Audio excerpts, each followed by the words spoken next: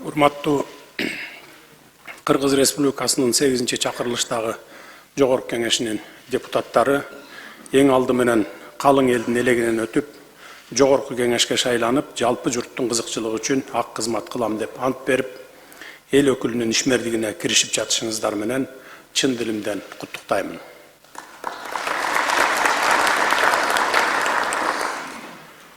Берген антыңыздарга бекем турушуңуздарды тилеймин.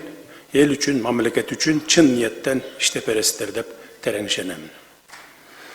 Бүгүн мен сиздердин алдыңыздарга келип сөз сүйлөп жаткан себебим, биринчиден, бул парламент жаңы мыйзам, жаңы эрежелер менен түздөн түз элдин элегинен өтүп келген өзгөчө парламентсиңар. Экинчиден, сиздерди ант берүүңүздөр менен куттуктап, алдыда кандай кызматташууларга барабыз, мына ушуларга азын олак токтоло кетүүнү эп көрүп отурам. Сөзүмдүн башында Кыргыз парламентинин тарыхына бир аз токтоло кетүүнү туура көрдүм. Эгемендик декларациясын кабыл алган легендарлуу парламент деген ат менен тарыхта калган мыйзам чыгаруу органы Кыргызстанды демократиялуу өнүгүү жолуна салып бергендигин, аны менен катар жаңы конституция кабыл алынып, өлкөбүздүн мыйзам чыгаруу органы азыркы аталышына Жогорку Кеңеш деп өзгөргөндүгүн жакшы билесиздер. 350 депутаттан турган бул парламент өткөн мезгилде тоталитардык режимди бузуп, эгемен Кыргызстандын саясий, укуктук жана экономикалык негизи болуп калган бир катар маанилүү ченемдик укуктук актыларды кабыл алышкан. Тилекке каршы, ошол мезгилдеги бийлик менен парламенттин ортосунда пайда болгон тирешүүлөр менен пикир келишпестиктер бул парламентти мөөнөтүнөн мурда тарашына алып келген. 1995 жылы 1-чакырылыштагы Жогорку Кеңеш 2000 жылы 2 палаталуу парламент болуп өзгөрүп, мыйзам чыгаруу жыйыны жана эл өкүлдөр жыйыны болуп калган. Андан кийин кайрадан мыйзамдар өзгөрүп, 2005 жылы бир мандаттуу округдардан бир палаталуу 75 депутат шайланып келишти. Мен дагы ошол парламентке шайланып келип, биринчи жолу депутат болгом. Саясаттагы өмүр жолум ошол учурдан башталып, көп саясий окуяларга күбө болуп, саясаттын күнгөй тескейин ажыратып таанып, тажрыйба топтой баштагам. Билесиздер, бул 3-чакырылыштагы Жогорку Кеңешти 2007 жылы күздө ошол мезгилдеги президент Бакиев тараткан эле. Андан соң баш мыйзам кайрадан өзгөрүп, ошол эле жылы партиялык система менен жаңы парламент шайланып келди. Бирок ал дагы көп узаган жок. 2010 жылы революция болуп, бул парламент дагы тарады. Баш мыйзам дагы бир жолу жаңыртылып, 2010 жылы өлкөбүзгө парламенттик башкаруу системасы орноду. Бул система орногондо тажрыйбанын жоктугунан уламбы, же жеке кызыкчылыктар үчүн мүмкүнчүлүктөргө жол чабылдыбы айтор саясий коррупциянын арааны ачылды. Партиянын тизмесиндеги биринчи ондуктардын ар бири $миллион чейин сатылган учурлар болду. Мына ошол учурда 2010 жылы Ата журт партиясын жетектөө менен экинчи жолу депутат болуп шайланып келдим. Мыйзам чыгаруу органынын ичинде кайнап, толгон токой башаламандыкка, саясий коррупцияларга өз көзүм менен күбө болдум. Ошол кездеги Жогорку Кеңешке өткөн партиялар бири-бири менен соодалашып, өлкөнү 3 партия 3кө бөлүп кетти. Анткени баш мыйзам ушундай түзүлүп калган эле, кызмат орундары соодалашуунун предметине айланып калган.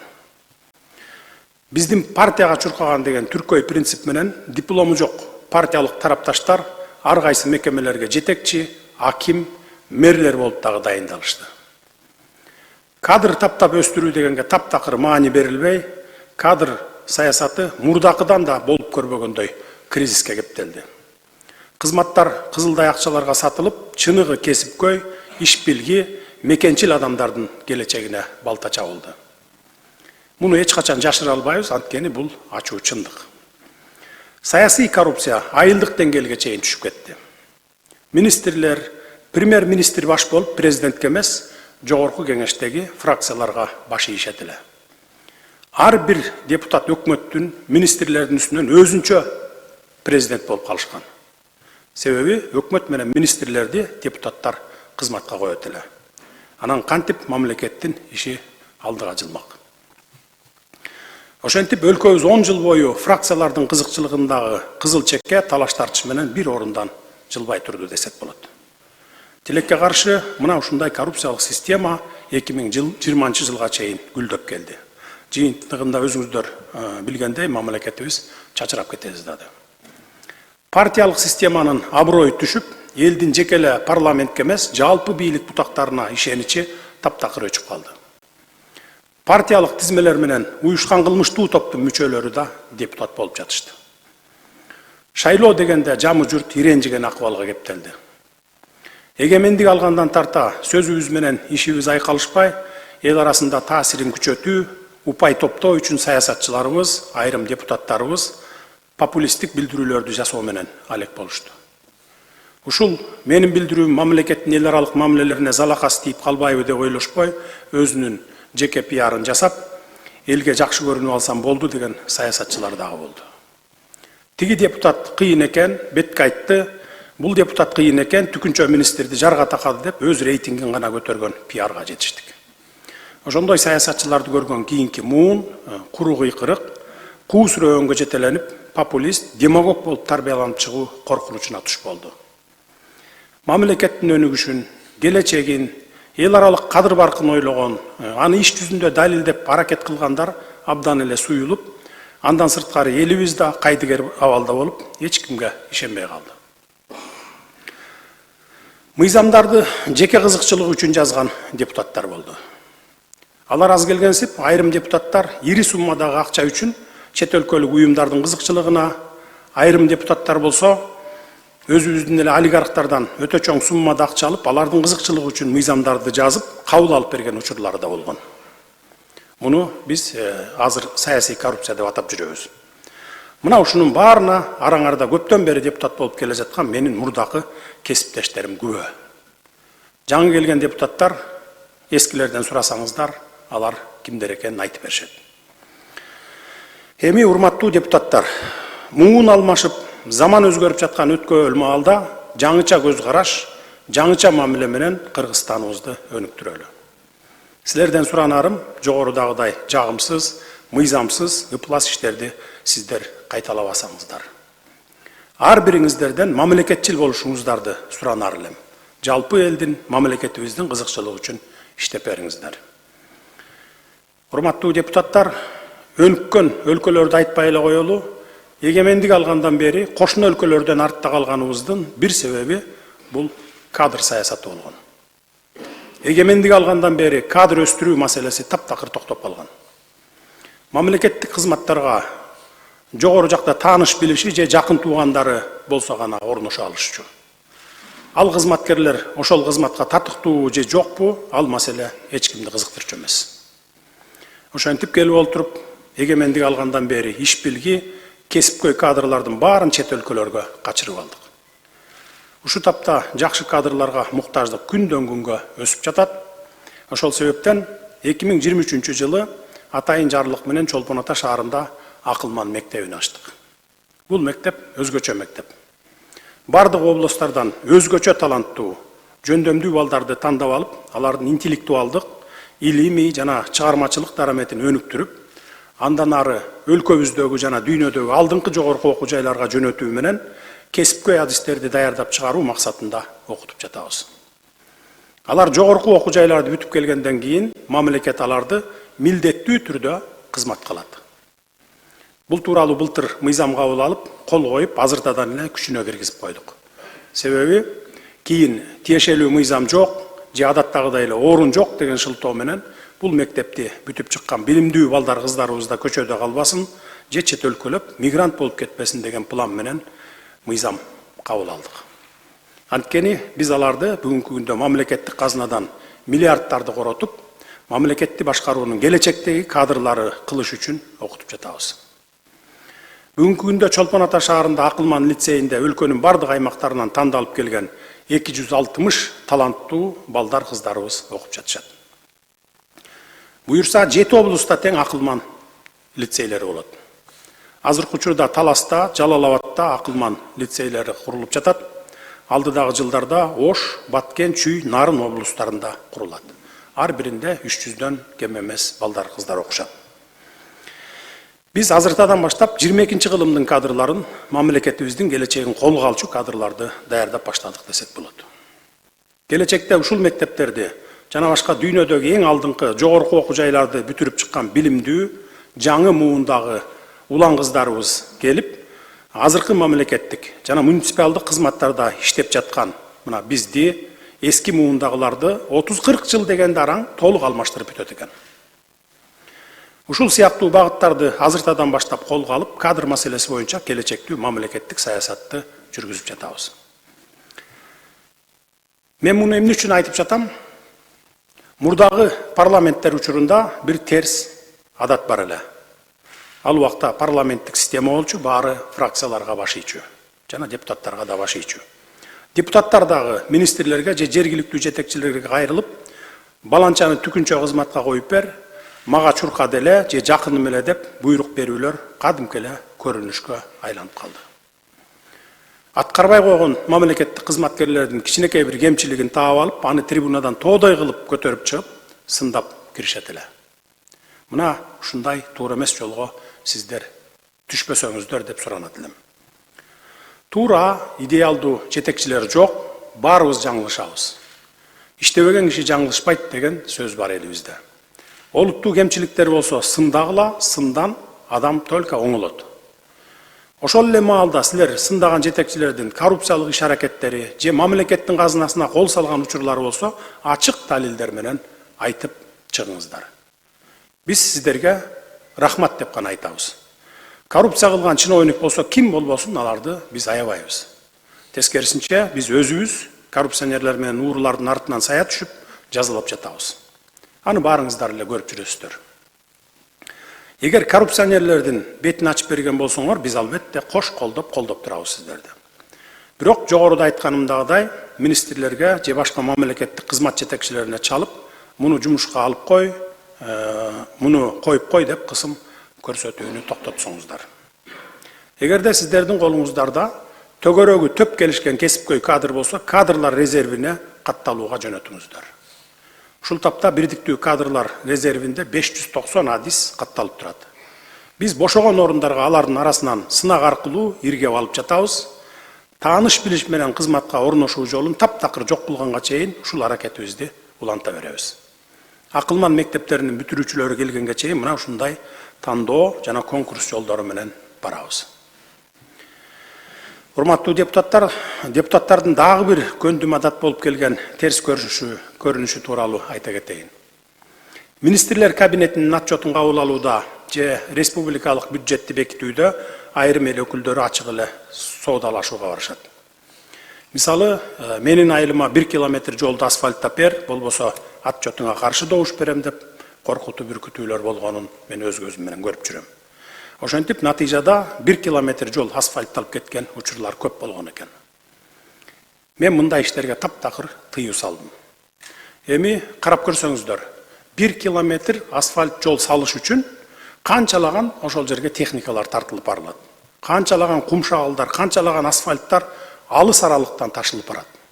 Ошентип 1 километр жол салуунун наркы 2-3 эсеге кымбат болуп кетет экен. Эң жок дегенде ошондуктан биз 10 километрден кем эмес жол салынса, анда жакын жерге асфальт жана бетон заводун инерттүү материалдарды өндүрүү үчүн карьерлерди уюштурсак болот. Мына ошондо үнөмдөө жагынан мамлекет утабыз. Мамлекеттин акчасын сарамжал, максаттуу пайдаланган болобуз да. 1 километр жолду 2-3 эсе кымбат эмес, жолдорубузду 10 километрден кем эмес, керек болсо 100 километрлеп куруп жүрүп олтуруп, буюрса келечекте ар бир айылга чейин асфальттарды жеткиребиз. Мектеп, бала бакча, спорт залдарды курууда дагы ушундай көрүнүштөр бар экен. Мисалы, бир айылда жакшынакай мектеп, бала бакча, спорт залдары турса деле, жанына кошумча имарат салдырып алган айылдар бар экен. Албетте ошол айылдан чыккан депутаттын же министрлердин көмөгү менен жасалган иш да бул. Ошол эле маалда кошуна айылдарда эскилиги жетип, балдарды окутууга мүмкүн болбой калган 70-80 жылдардагы курулган мектептер турат. Урматтуу депутаттар, урматтуу министрлер, сиздерге да тиешелүү, мындан ары мындай адилетсиздикке барбай, мамлекеттин каражатын туура жана эффективдүү пайдаланалы. Баарына бирдей карайлы. Бардык айылдарга жетебиз. Чыдап тургула, жолдорду салабыз, бүткүл аймактарда социалдык имараттарды жаңылайбыз. Бир аз убакыт гана керек. Урматтуу депутаттар, дагы бир маселеге көңүлүңүздөрдү бура кетейин. Буюрса, Жогорку Кеңештин төрагасын жана анын орун басарларын шайлап, тармактык комитеттерди, фракцияларды түзүп иш алып барууга киришесиздер. Мына ошол комитет, фракция жыйындарына ар дайым эле министрлер өзү келсин деген талапты коюп, чакыра бербешиңиздерди өтүнөр элем. Мен дагы 2 жолу депутат болгом, билем эмне үчүн атайлап министрдин өзүн чакырасыздар. Айтпай эле коеюн, бул трибунадан аны. Албетте, айрым учурларда министрлер өздөрү келиш керек болгон мыйзам долбоорлору болот, бирок башка учурларда алардын орун басарлары менен иштешсеңиздер. Анткени мен министрлерди 24 саат бою, керек болсо түн уйкусунан ойготуп алып иштеткен учурларым болот. Күндүз зарыл учурларда чакырып калсам, дайым эле Жогорку Кеңештемин, комитеттин же фракциянын жыйынындамын деп күндө эле ушул жерде жүрүшөт. Министр деген күнү түнү дебей министрликтин ишин жылдырыш керек өзү негизи. Ошондуктан мындан ары мамлекеттин ишинин натыйжалуулугу үчүн орун басарлары менен же маселеге тиешелүү адистер менен көбүрөөк иштешсеңиздер. Мына азыр баарыбыз ийри олтуруп түз кеңешип көзмө-көз сүйлөшүп жатабыз. Ошондуктан министрлерге дагы кулак кагыш кыла кетейин. Эл тарабынан тандалып келген парламент менен дагы сый мамиледе болуңуздар. Урматтуу депутаттар, мынакей эми жаңы шайлоо да болду, шайлоонун эртеси да болду. Кечеги өткөн шайлоодо дагы бир катар кемчиликтер оркоюп чыгып калды. Адегенде эле шайлоого элдин катышуу санын алалы. Биз шайлоону ачык айкын электрондук добуш берүү, аралыктан шайлатуу сыяктуу шарттарды түзүп бергенибизге карабастан, шайлоого келген элдин саны аз болду. Албетте, буга чейинки шайлоолорго салыштырмалуу бул шайлоого 200 000 адамга көбүрөөк келди. Бирок биз түзүп берген шарттардан кийин элдин катышуусу активдешет, 70%га чыгат деген үмүтүбүз, болжолубуз бар эле. Тилекке каршы андай болгон жок. Ошондуктан балким милдеттендирүү чараларын киргизебизби, же башка ыкмаларын издейбизби, айтор эл журтубуздун шайлоого жигердүү катышуусун камсыз кылуу үчүн жаңы мыйзам керекпи деген ой жаралууда менде. Себеби добушун саткандар шайлоого сөзсүз катышат экен дагы, калган жарандарыбыз кайдыгерликтен уламбы, же шайлоо маданиятын жеткире албай жатабызбы, иши кылып аз катышып жатышат. Мындай жагдайларды араңыздардан өзүңүздөр дагы айтып жатасыздар. Урматтуу эл өкүлдөрү, бул маселени жон териңиздер менен өткөргөн эл өкүлдөрү катары мыйзам долбоорун демилгелөө жагын карап көрсөңүздөр. Маселен, дүйнөнүн бир катар өлкөлөрүндө шайлоого катышуу жарандарына мыйзам чегинде милдеттендирилген. Анын негизинде шайлоого катышуу рейтинги жогорулагандан кийин гана ал мыйзамдын зарылчылыгы болбой калган. Мисалы, Түркияда ошондой болгон экен. Мындай мыйзам Сингапурда азыр деле иштеп турат экен. Аларда ар бир жаран шайлоого катышууга милдеттүү, эгер жаран шайлоого катышпаса, кийинки шайлоого катышуу укугунан ажыратылат экен. Биз ар дайым эл аралык ийгиликтүү тажрыйбаларга таянышыбыз керек. Аларды биздин элдин менталитетине ылайык келтирүү менен пайдалануубуз зарыл. Урматтуу эл өкүлдөрү, эң башкысы саясий коррупция ушул жаңы система менен тыйылды десек болот. Коррупция демекчи, биз ага каршы аёсуз күрөшүп келебиз. Мындан ары бул көрүнүштү сиздер менен бирге уланталы. Эгерде сиздерде өнүгүүгө кедергисин тийгизип келе жаткан бул илдет боюнча маалыматыңыздар болсо, ачык эле айтып туруңуздар. Бүгүнкү күндө өкмөттүн деңгээлинде коррупциялык жат көрүнүштөрдү жок кылдык, бирок тилекке каршы ылдый жакта акимчиликтерде, мэрияларда, айыл өкмөттөрдө бул илдеттен арыла албай жаткандыгы өкүндүрөт. Токмок, Кара-Балта шаар мэрлеринин иш аракеттери буга мисал. Дагы бир факты. Новопавловка айыл өкмөтүндө бир эле паркты кайра жасадык деп 3 жыл катары менен отчетто көрсөтүп, акчасын жеп жүрүшкөн. Бирок парк жасалган эмес. Мындан ары мындай коррупциялык иштер жасаган жетекчилер аёсуз жазаланышат. Өзүңүздөр мурунку парламент мыйзам кабыл алып бергенсиздер бул маселе боюнча. Урматтуу эл өкүлдөрү, Жогорудагы өлкөнүн өнүгүшүнө кедергисин тийгизген көрүнүштүн баарынын тамыры барып эле ошол парламенттик шайлоолордун таза өтпөгөнүнө, коррупциялык, тааныш билиштик менен кызматка келүү деген жат көрүнүштөргө барып такалчу эле. Келиңиздер эми мунун баарын артка таштайлы. Мындан ары өлкөбүздөгү саясий маданиятты жогорулатууга, өркүндөтүүгө багыт алалы. Саясий оюн дегенди токтотуп, мамлекетибизди алдыга жылдырууга, өнүктүрүүгө ар бирибиз салым кошолу. Сиздер менен биз баштап берсек, элибиз бизди ээрчийт, саясий маданият акырыңдап эл арасына сиңет.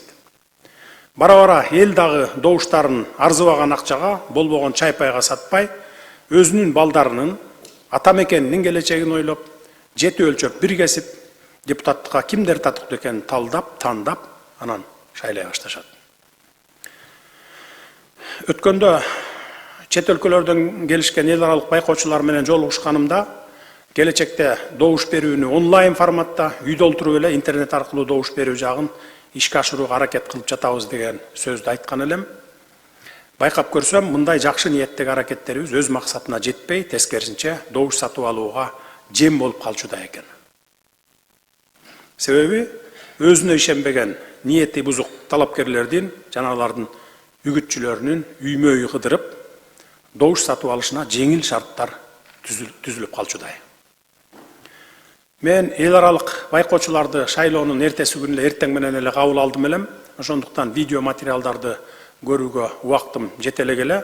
Кечинде үйгө келгенимде мага келген маалыматтардын бардыгын карап отуруп, добушун сатып аткандар менен сатып алып жаткандарды көрүп, төбө чачым тик турду кылыктарына. Мына ушундан улам бизге интернет аркылуу үйдөн добуш берүү ыкмасын өтүү эрте экенине ынандым. Качан гана талапкерлерибиз, саясатчыларыбыз, ошондой эле добушун саткан жарандарыбыздын көзү ачылып, оңолгондо гана мына ошондой ыкмага барсак болчудай экен. Ал эми азыркы шайлоо кодексиндеги кемчиликтерге тиешелүү түзөтүүлөрдү жана толуктоолорду киргизүү боюнча иш алып бара берели. Урматтуу депутаттар, мындан ары бийлик бутактары баарыбыз бир жеңден кол, бир жакадан баш чыгарып иштейли. Өнүгүү жолуна түшкөн жаңы Кыргызстанды куруу мезгилин тарыхый мүмкүнчүлүктү колдон чыгарбайлы.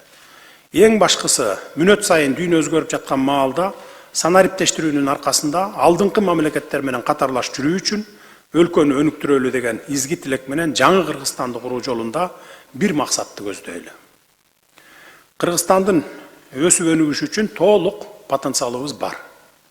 Муну элибиз көрүп билип, ой пикирлерин сунуштап, айтып деле келе жатышат.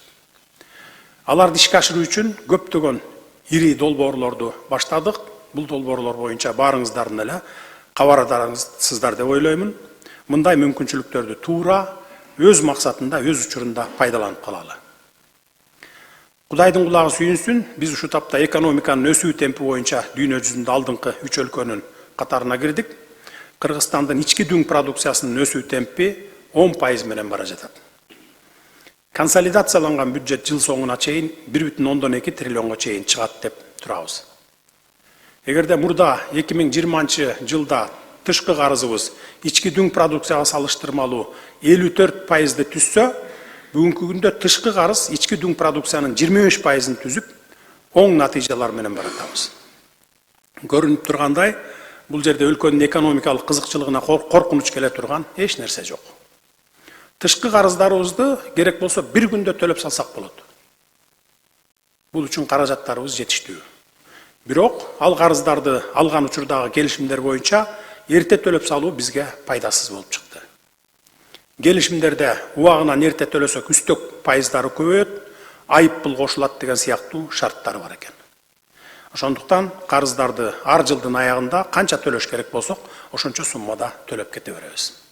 Ошентип 2035 жылдарга барып, илгертен бери алган карыздарыбыздан жеңил эле кутулабыз. 5 жыл мурда эле тышкы карыздан кутулуш үчүн шакек, иймектерибизди чогулталы деп жүргөн кезибиз эсиңиздерде болсо керек. Өлкөбүздүн алтын валюта запасы үстүбүздөгү жылы 8,5 миллиард долларга жетти. Эске салсам, 2020 жылы Кыргызстандын алтын валюта запасы болгону 2 миллиард доллардан бир аз ашык болчу. азыр 8,5 миллиард доллар болду. Кыска убакыттын ичинде 6 миллиарддан ашык долларга көбөйтө алдык. Өлкөнүн тышкы саясаттагы мамилелерин жогорку деңгээлге чыгардык. Ар кимибиз баш мыйзамда белгиленген милдеттерибизди так аткарсак эле элдин үмүт тилегин, ишеничин актайбыз. Сиздер мыйзам долбоорлорун комитеттерден жакшылап бышырып, кынтыксыз иштеп чыгуу менен алектенсеңиздер, биз ошол кынтыксыз жазылган мыйзамдарды так аткаруунун аракетин көрөбүз. Сот бийлиги адилеттүүлүктүн орношуна калыстыктын өкүм сүрүшүнө умтулсун. Мына ошондо ийгиликтерди жаратабыз, эл журтубуз күткөн натыйжаларды алып келебиз, өлкөбүздү алдыга жылдырабыз. Биз депутаттардын ишмердүүлүгүнүн натыйжалуулугу үчүн мына ушул силер отурган имаратты толук жаңылап, оңдоп түзөөдөн өткөрүп бердик. Депутаттардын эски унааларын сатып, жаңыларын алып койдук. Эгер аймактардан келген, жашаганга турак жайы жок эл өкүлдөрү болсо, мамлекеттик ипотекалык компаниядан квартираларды беребиз. Кыскасы, өлкөбүздү өнүктүрүүдө парламенттин ишинин маанилүүлүгүн эске алып, бардык шарттарды түзүп бергенге аракеттендик. Эми жаңы дем, жаңы күч менен мамлекетибизди алдыга жылдырууга ак ниет иштеп, жардам бериңиздер. Эми элге берген убадаларыңыздарды ишке ашырууда сиздерди ийгиликтер жылы болосун. 8-чи чакырылыштагы жогорку кеңештин жолу байсалдуу болсун. Сөзүмдүн соңунда жогорку кеңешке шайланып келишиңиздер менен мен сиздерди дагы бир жолу куттуктаймын.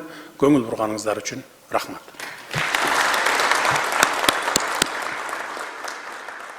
Саламатта болуңуздар. Рахмат.